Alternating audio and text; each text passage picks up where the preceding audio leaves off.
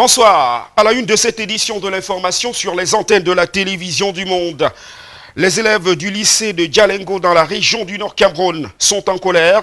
Ils ont saccagé les bureaux de leur établissement et ont mis le feu sur le véhicule du proviseur.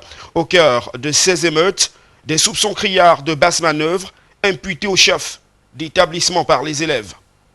Hors de nos frontières, le Premier ministre français Édouard Philippe a profité d'un forum sur la sécurité organisée au Sénégal pour appeler à l'implication de tous les pays de l'ouest de l'Afrique à un engagement plus large au Sahel.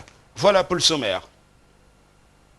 Bonsoir à tous et merci de nous retrouver sur les antennes de la télévision du monde pour cette édition de l'information. Édition que nous ouvrons ce lundi en nous rendant dans la région du Nord Cameroun où les élèves du lycée de Djalingo sont en colère. Ils ont saccagé les bureaux de leur établissement et ont mis le feu sur le véhicule du proviseur. Au cœur de ces émeutes, des soupçons criards de basse manœuvre imputés au chef d'établissement par les élèves. Frédéric Moutome, Seydou Fonzi. L'on se croirait ici dans une zone de guerre que non, nous sommes bien dans l'enceinte du lycée de Djalingo dans le nord du Cameroun. Les élèves de cet établissement public d'enseignement général ont initié un mouvement d'humeur dans leur établissement ce lundi. Un incident qui fait suite à la mort du censeur de ce lycée dont le corps a été retrouvé sans vie samedi dernier dans sa chambre. Les élèves pointent un doigt accusateur sur le proviseur qui, d'après eux, aurait également un lien avec la mort suspecte de deux autres enseignants, ainsi que les fractures dont ont été victimes plusieurs autres de cet établissement situé dans l'arrondissement de Garoua 3e. Dans la foulée de ces scènes d'émeutes enregistrées au lycée de Djalingo, le véhicule du proviseur va payer le lourd tribut, car incendié par les élèves. Les bureaux ont été saccagés. 4 élèves sont aux arrêts. Ils sont entendus dans le cadre de l'enquête ouverte à cet effet. Un policier a été blessé à la tête par un jet de projectile. Il a été évacué dans une formation sanitaire pour une prise en charge. Le proviseur a par ailleurs été exfiltré par les éléments de force de l'ordre et de sécurité appelés en renfort pour amener la sérénité dans cet établissement placé sous protection policière. Au moment où nous quittions les lieux, le calme et la sérénité étaient de mise au sein du lycée de Djalingo à Garoua 3e dans le nord du Cameroun. Pour l'heure, une réunion de crise est annoncée dans les prochaines heures entre les autorités administratives et les parents d'élèves. Toutefois, les cours ont été suspendus jusqu'à nouvel ordre pour avoir le fin mot de l'histoire de ce mouvement d'humeur enregistré au lycée de Djalingo. Autre grève enregistrée au Cameroun ce lundi 18 novembre 2019. Il s'agit de ce mouvement d'humeur observé à l'hôpital La Quintini de Douala ce lundi où le personnel soignant et administratif a observé un arrêt de travail. Un personnel qui réclame le paiement des quotes-parts de primes. Frédéric Moutome, Patrice Foucault. Le personnel administratif et soignant de l'hôpital La Quintini de Douala en grève depuis ce lundi. Dès les premières heures de la matinée, ils désertent les salles d'hospitalisation et de soins. Assis à même le sol dans l'enceinte de cette formation sanitaire, ils exposent leurs nombreuses revendications au vu et au su de tout le monde sur des pancartes de fortune. Nous réclamons nos primes parce que les primes normalement doivent être payées tous les 5 du mois avant les salaires. Mais maintenant, quand on se met à travailler et que nos primes n'arrivent pas, goutte d'eau déborde de vase. Tout ceci date depuis novembre 2017. C'est là qu'on a commencé à avoir ce retard de paiement des primes et quotes-parts. À un moment donné, on se demande, quand ils disent que c'est octobre, si on vous paye un mois sur 2, cela veut dire que l'autre mois a déjà été avalé. Bon, maintenant ils disent que c'est octobre. Mais octobre alors, nous sommes déjà le 40e aujourd'hui. Pourtant, nous travaillons. Les caisses sont pleines. On fait de notre mieux. Pourquoi maintenant, pour avoir nos primes, on se retrouve le 25, le 30. Aujourd'hui, nous sommes le 17, le 18 déjà, novembre, alors qu'on devait déjà avoir nos primes depuis le 5. C'est de ça qu'il s'agit. Et par rapport à ces grèves-ci que vous voyez là, ça c'est une grève qui est réactivée. Donc, la direction est au courant de tout ceci, ils savent bien. Donc, nous voulons notre argent. La sueur de notre fonds, c'est ce que nous réclamons. À l'initiative de Cap Santé et du SIMPEMS, Le mot d'ordre de grève fait suite au non-respect des résolutions prises lors de la réunion de crise du 25 juin 2019 dernier. Ça fait un bon bout de temps, nous sommes en train de négocier auprès de la direction pour l'amélioration de certaines conditions. Et essayer de discuter ensemble, voire même tirer des résolutions. On a eu à faire une réunion de crise. Au sortir de cette réunion de crise, il n'y a pas eu vraiment quelque chose d'acceptable. Mais malheureusement, on se rend compte que ce qui n'a pas été dit, c'est ce qui est appliqué. Et c'est cela qui est fait. Nos enfants sont à la maison. Les gars ont faim. On parle de manipulation. Est-ce qu'on peut manipuler quelqu'un qui a faim? Tu vas passer par quel chemin? Il voit sa femme là à la maison, il n'a pas de quoi manger. Les enfants n'ont rien à manger. L'enfant ne va pas à l'école. Les beaux discours. Est-ce qu'on dit encore avec des discours obtenus? L'heure n'est plus au discours. Donnez-nous ce qui nous revient de droit, ce n'est pas un moment. À la direction de l'hôpital à Quintine de Douala, c'est motus et bouche cousue, rien ne filtre, les équipes de reportage ne sont pas la bienvenue. Toutefois, face à cette situation de grève, le personnel administratif comme soignant continue tout de même de se déployer dans le cadre du service minimum. Nous parlons à présent de ce litige foncier autour des obsèques de Madame Veuve Mumbene Kaladi Henriette Ongel au village comme à Loncas dans l'arrondissement de Dibamba. Il aurait fallu l'intervention du sous-préfet pour inhumer la dépouille de cette veuve de 65 ans dans ce village querellé. À l'origine, une bataille de parcelles de terrain entre les membres de la famille de la défunte et le chef du village comme Jean-Germain Yedna, Jean-Blaise Tenier. Ce samedi 16 novembre 2019 était jour d'inhumation de la dépouille de Madame Veuve Mumbene Kaladi Henriette Ongel au village Nkom par Longassé dans l'arrondissement de la Dibamba, département de la Sanaga-Maritime, dans la région du littoral. Décédée le 25 octobre, des obsèques de cette veuve de 65 ans ont été entachées de vives tensions entre la famille de la défunte et le chef du village Nkom jusqu'au jour de son enterrement. Quand il était expert comptable, il n'était pas encore chef du village. Selon la tradition, nous avons ses devoirs. Je ne refuse même pas, s'il venait même s'approcher vers moi que papa, j'aimerais diriger la chefferie de ce village. Je ne refuserai pas. Parce que moi, je suis retraité et je suis en fin de carrière. Je me disais peut-être que lui étant encore un peu plus jeune que moi, il devait gérer les affaires. Mais je ne savais pas que c'était un combat. Ma veuve meurt. L'un de mes deux frères, sa femme décède. On fait la tombe et dit que nous avons empiété son terrain, nous avons fait un désordre sur ses terres. Il était en France, il connaît quelle limite ici. Moi j'ai été forestier, donc je connais presque toutes les forêts de ma petite zone, de mon petit village. La chefferie de Nkom, ce n'est pas une chefferie qui doit être disputée. La famille Mbachonge, qui est une sous-famille de la famille Sonkumgok, a été désignée par notre ancêtre Nkumgok comme une famille régnante. Donc, chez nous, chez le Bassa, c'est le patriarche qui commande la tradition. Donc, chez les Mbachonge, le patriarche, c'est celui-là qui doit être le chef, qui doit être désigné comme chef. Et ce garçon n'était pas, il était troisième sur le rang, même désigné par son père, son feu père. Il était troisième, donc il devait apprendre. Donc c'est pour vous expliquer qu'il n'est pas à sa place. Il ne se connaît pas. La tradition, il ne maîtrise pas. Il ne maîtrise même pas la famille.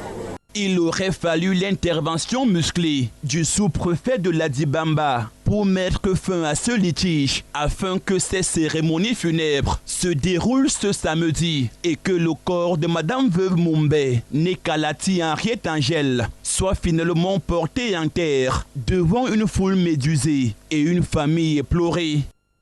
Il y a eu une autre présidente du tribunal d'EDEA qui voulait ma présence, qu'il faut que j'aille le plus tôt. Je lui ai dit à ces huissiers qui étaient ici pour me remettre cette assignation que je ne peux pas laisser ma veuve pour que je l'enterre pour aller à Idéa. Je ne le ferai jamais. Même s'il y a un régiment qui vient me chercher, je ne le ferai jamais.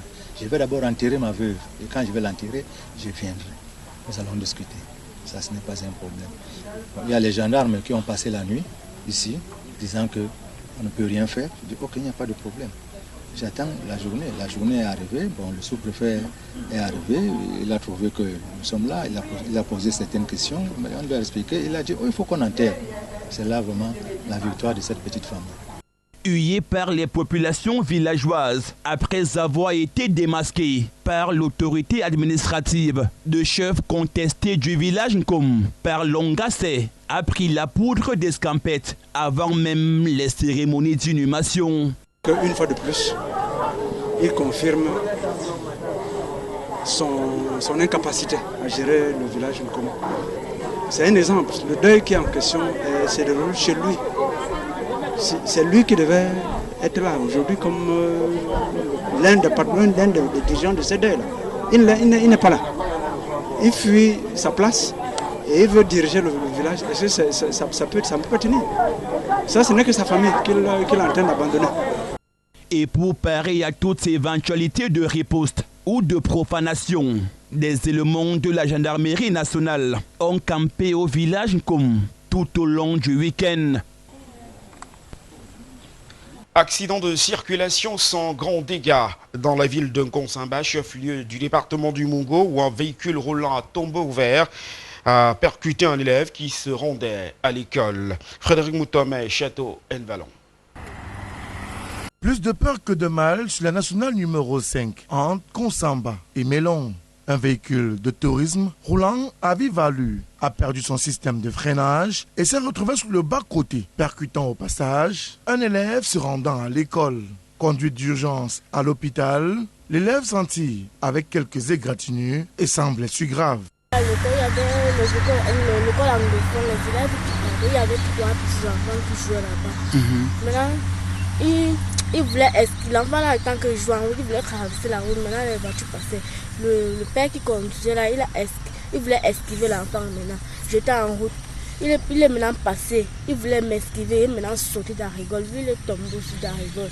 Maintenant, celui qui était avec lui s'est un peu cogné la tête. Il est maintenant parti à l'hôpital. J'ai traversé une voiture, j'ai dit au Seigneur, pourvu qu'un enfant ne soit pas touché.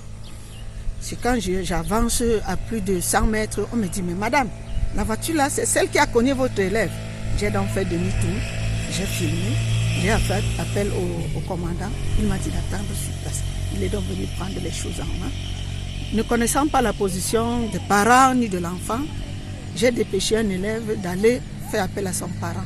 Malheureusement, le parent n'était pas là. L'élève est revenu nous dire que le parent est donc allé à l'hôpital avec l'enfant. C'est alors que, journaliste que vous êtes, vous avez pris sur vous la peine de me porter pour qu'on aille à l'hôpital rendre visite à cet enfant. Là, sur place, le chauffeur était là. Il s'est occupé. On a fait les premiers soins. Et puis, même les médicaments pour le relais, il a acheté. J'ai donc récupéré l'enfant. Sur le lieu de l'accident, les éléments de la gendarmerie nationale sont descendus pour dresser un constat d'accident. Le véhicule endommagé a d'ailleurs aussi été secouru par les populations riveraines qui l'ont sorti du caniveau. En cette fin d'année, et à raison de la forte circulation, vigilance et prudence sont une fois de plus de mise. Nous parlons à présent de la mise en œuvre des recommandations du Grand Dialogue National Inclusif récemment organisé à Yaoundé. La commission de la région du sud-ouest du Cameroun a démarré les consultations. La rencontre entre les forces vives et les populations avait pour cadre la salle des actes de la ville de Bouéa. Au menu des échanges, l'explication sur le contenu du Grand Dialogue National, mais également l'ouverture de la réflexion sur le contenu du statut spécial à conférer aux régions du nord-ouest et du sud-ouest du Cameroun. Frédéric Moutomé, Pélaginanji. Les commissions en charge d'expliquer le contenu des propositions de résolution du Grand Dialogue National à pied d'œuvre sur le terrain, sur haute instruction du Premier ministre, chef du gouvernement. Dans la région du sud-ouest du Cameroun, le kick-off des activités de la caravane d'explication a été donné à la salle des actes de l'hôtel de ville de Buea où ont convergé élites, forces vives, autorités traditionnelles et populations venues d'horizons divers, s'imprégner des messages issus du grand dialogue national inclusif de Yaoundé du 30 septembre au 4 octobre 2019 dernier.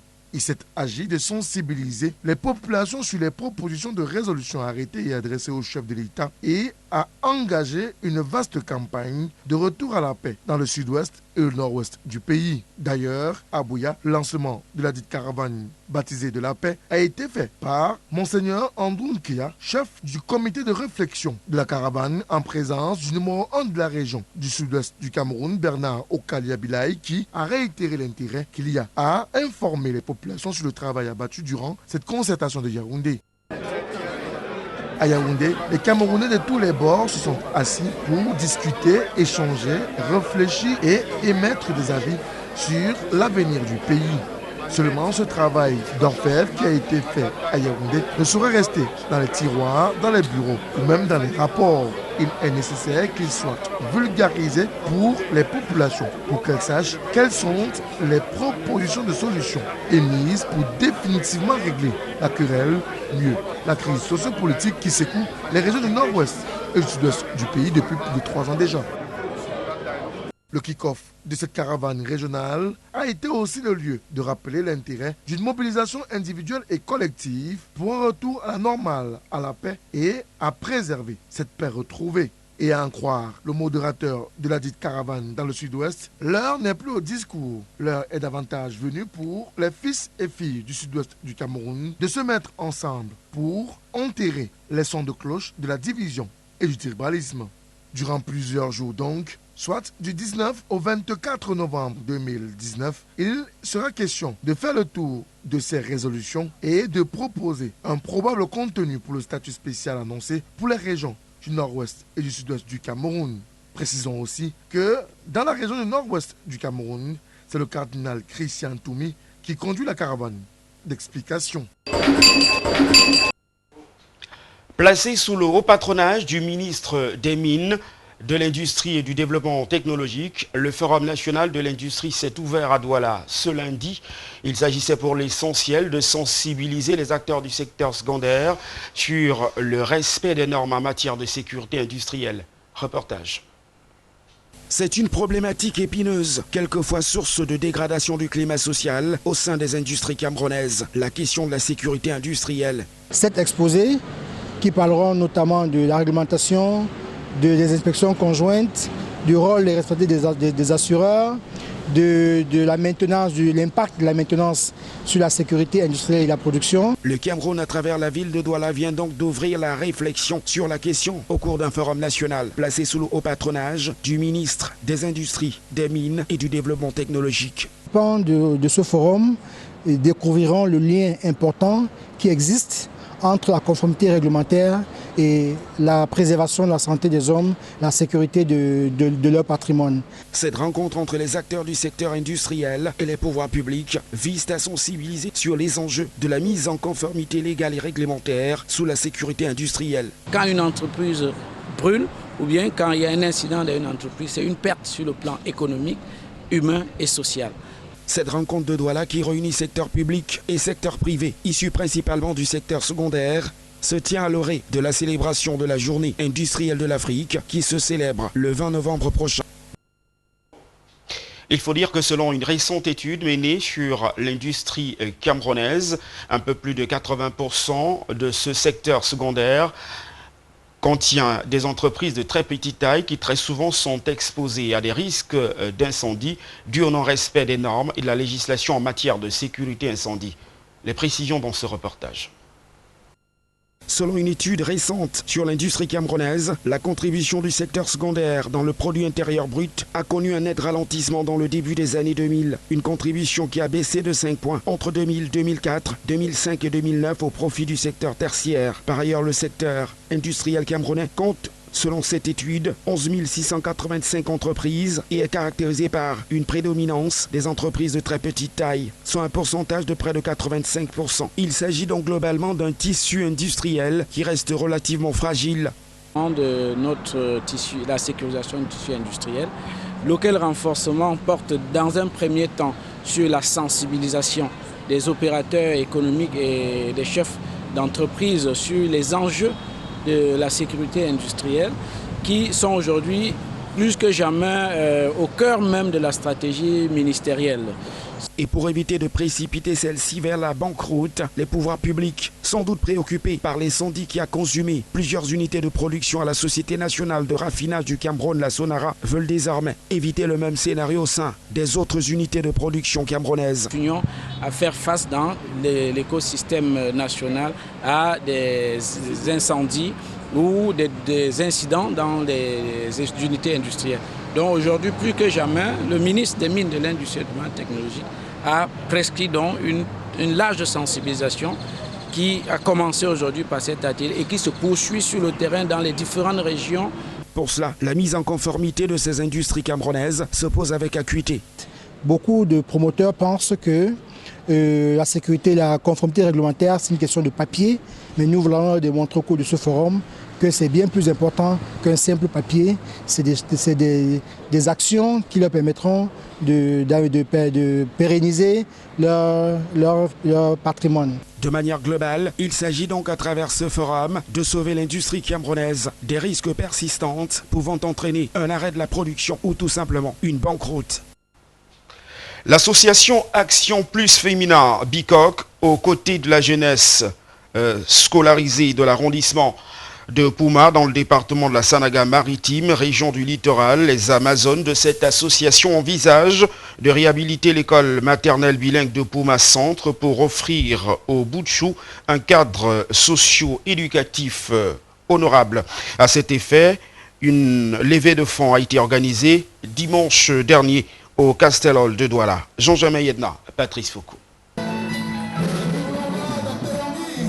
D'association Action Plus Féminine BICOC, plus que jamais aux côtés de la jeunesse camerounaise en général et celle de l'arrondissement de Pouma dans le département de la Sanaga-Maritime en particulier. Après la procédure d'établissement des actes de naissance aux enfants nécessiteux entamée depuis quelque temps et la grande campagne de dépistage volontaire du VIH-Sida menée en faveur des populations de Pouma sexuellement actifs, d'associations apolitiques et à but non lucratif, entend dans les prochains jours réhabiliter l'école maternelle bilingue de Pouma Centre pour offrir à ces Boutchou un meilleur cadre socio-éducatif. Nous avons choisi, dès la première année, d'essayer de nous concentrer sur la jeunesse. La jeunesse qui est notre fer de lance. On a vu que dans l'arrière-pays, il y a beaucoup d'écoles qui sont délabrées. Alors, on a choisi cette année école maternelle bilingue de Pouma. Et c'est fort de l'immensité de ces projets que les Amazones de Action Plus Féminine BICOC, conduites par la présidente en exercice, ont bien voulu offrir un thé dansant à leurs partenaires ce dimanche 17 novembre 2019, 6 au Castel Hall de Douala. Question de mobiliser les fonds nécessaires à la réalisation de ces importants projets socio-éducatifs. C'est une levée de fonds pour mener à terme les actions que nous avons à réaliser. Donc on vous a parlé des actes de naissance qui ont un coût. Il nous faut beaucoup d'argent pour réaliser ça. Et nous avons l'école maternelle bilingue de Pouma Centre, une valeur de près de 15 à 16 millions cette année, et grâce à nos mécènes, à nos sponsors et aux âmes de bonne volonté, nous attendons que tous ceux-là viennent nous soutenir. Écoutez, tout ce qui est associatif est important. Vous savez, les gens de plus en plus, nous manquons de cadres, n'est-ce pas, pour nous épanouir. La vie étant tellement difficile maintenant, dure pour tout le monde, il faut souvent des espaces comme ceux-ci pour qu'on puisse s'épanouir. Mais c'est avec beaucoup de fierté que j'ai accepté l'invitation de Maman Zinali, qui est venue pour qu'il assiste à cette association, cette association de partage des filles et hommes bicoques. Et pour moi, c'est quelque chose d'extraordinaire, formidable, que j'ai apprécié.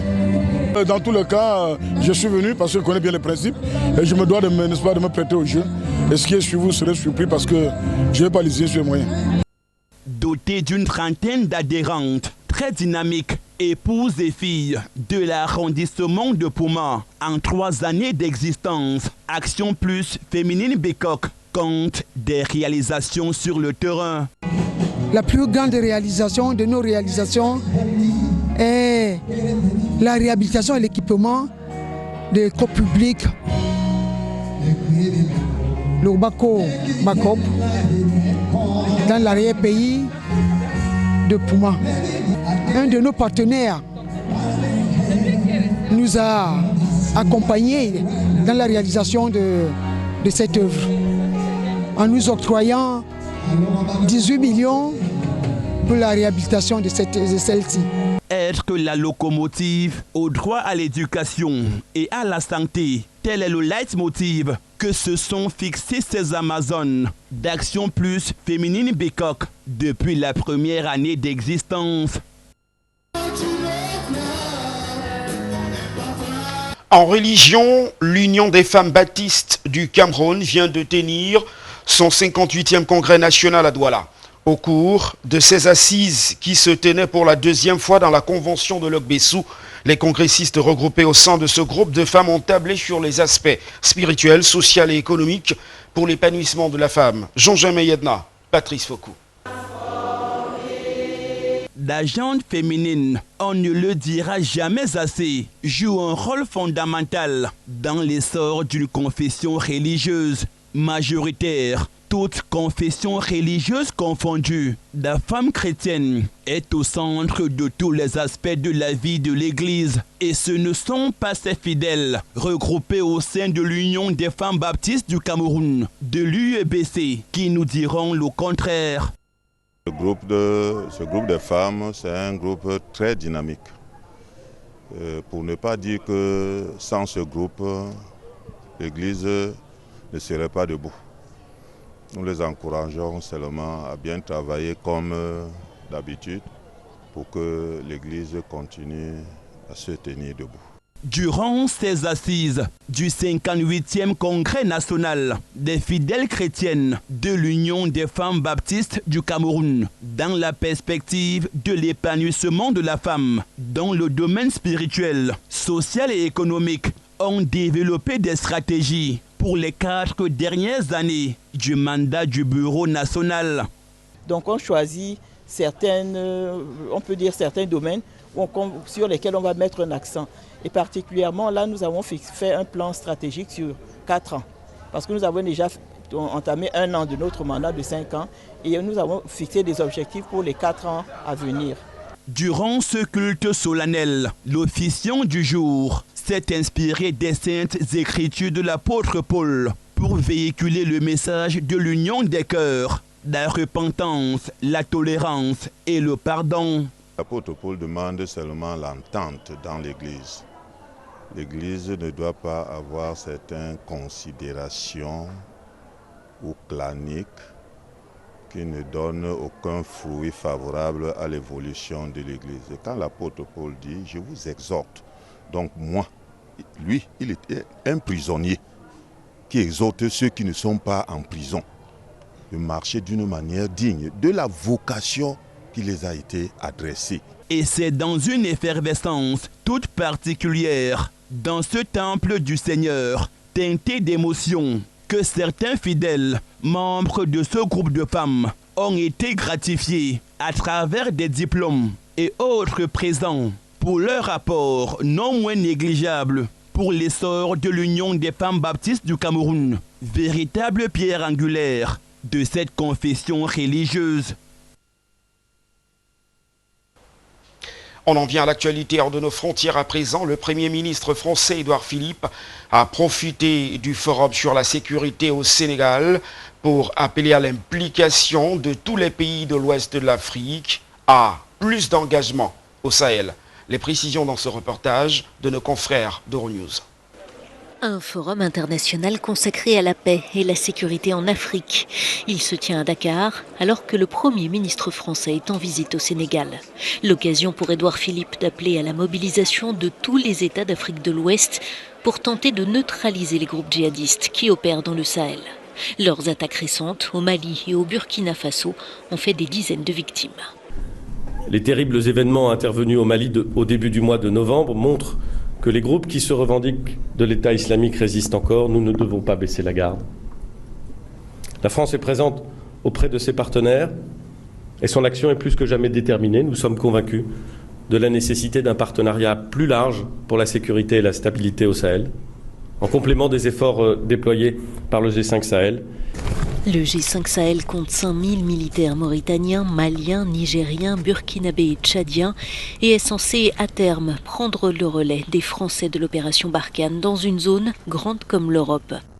Une sécurisation quasiment impossible dans un contexte dégradé avec une multiplication des embuscades et des attentats. Le Sénégal, qui se veut un pôle de stabilité face à la menace djihadiste, a vocation à intégrer un partenariat régional, insiste Paris. Mais pour l'heure, le pays n'a pas pris d'engagement concret. Et c'est ici que prend fin cette édition de l'information ce soir. Merci de nous avoir accordé votre attention. Restez sur nos programmes qui se poursuivent. Bon début de semaine à tous. Au revoir.